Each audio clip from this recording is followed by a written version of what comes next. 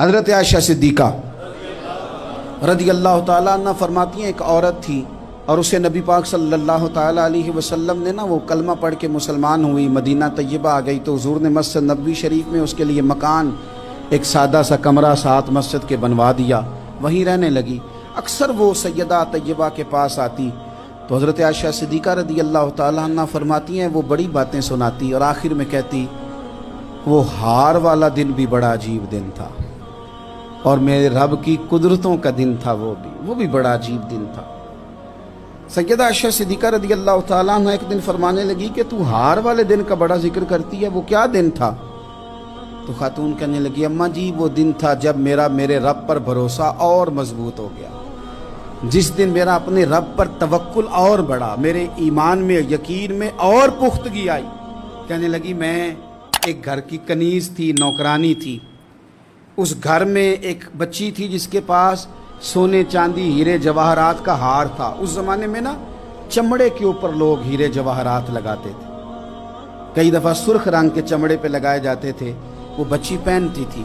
تو کہتی ہوں بچی کے اس نے اتار کے رکھا یا اس سے گرا وہ ہار تو چیل اسے اٹھا کے لے گئی گوشت سمجھ کے اور میرے سامنے اٹھا کے لے گئی۔ گھر والوں نے مجھ سے پوچھا، یہ بخاری میں موجود ہے، گھر والوں نے پوچھا مجھ سے کہ وہ ہار کہاں ہے تو میں نے کہا چیل اٹھا کے لے گئی۔ گھر میں کچھ چوری ہو جائے تو سب سے پہلا الزام کس پہ لگتا ہے؟ ملازمین پہ۔ کہتے انہوں نے مجھے بڑا مارا،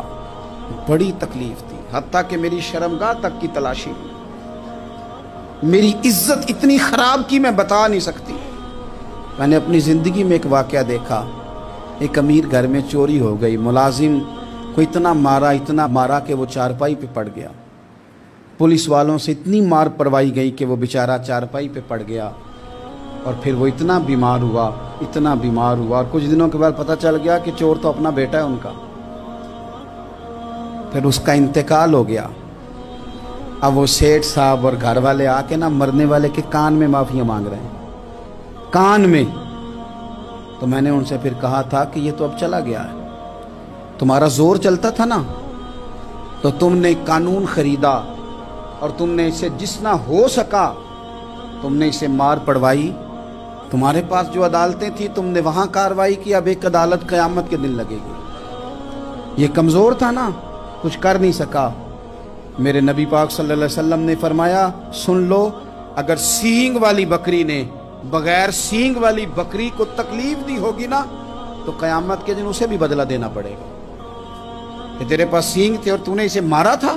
وہ خاتون عرض کرتی ہے سیدہ عائشہ کی خدمت میں کہ مجھے بڑا مارا، مجھے تکلیف دی، میں کہہ رہی تھی کہ میرے سامنے چیل لے گئی ہے پر وہ نہیں مان رہے تھے، اماں جی انہوں نے مجھے بڑا مارا۔ حضرت عائشہ صدیقہ کہتی ہیں پھر کیا ہوا؟ کہنے لگی اماں جی جب کوئی میرا مددگار نہ رہا، مجھے تکلیف دے رہے تھے، رسوا کر رہے تھے، تو میں نے اپنے رب سے مدد چاہی، میرے رب کی طرف میں نے توجہ کی، میں نے کہا مالک اب تو ہی میرا مددگار ہے۔ کہتی ہے وہ مجھے مار رہے تھے تو وہ چیل جو ہار لے گئی تھی وہی لے کے واپس آ گئی اور ہمارے سروں کے قریب لا کے اس نے جب اس ہار کو پھینکا وہ مجھے چھوڑ کے سائیڈ پہ ہوئے، وہ میری بے گناہی جان گئے، لیکن آپ کو بتاؤں اس دن سے میرا اپنے رب پر یقین اور بڑھ گیا۔ مجھے سمجھ آ گئی کہ جب انسان پورا ٹوٹ جاتا ہے اور جب کوئی چاروں جانب اس کا مددگار نہیں ہوتا تو رب تو ہوتا ہے نا، اللہ تو اس کا مددگار ہوتا ہے نا، وہ تو پھر اپنے اس بندے کی مدد کرتا ہے نا، پھر وہ تو توانائی دیتا ہے نا، وہ تنہا نہیں چھوڑتا، وہ تو آنسوؤں والوں کے آنسوؤں پہ بڑا کرم فرماتا ہے، وہ تو قسم پرسی میں آ جاتا ہے، اس کی رحمت بڑھ کے استقبال کر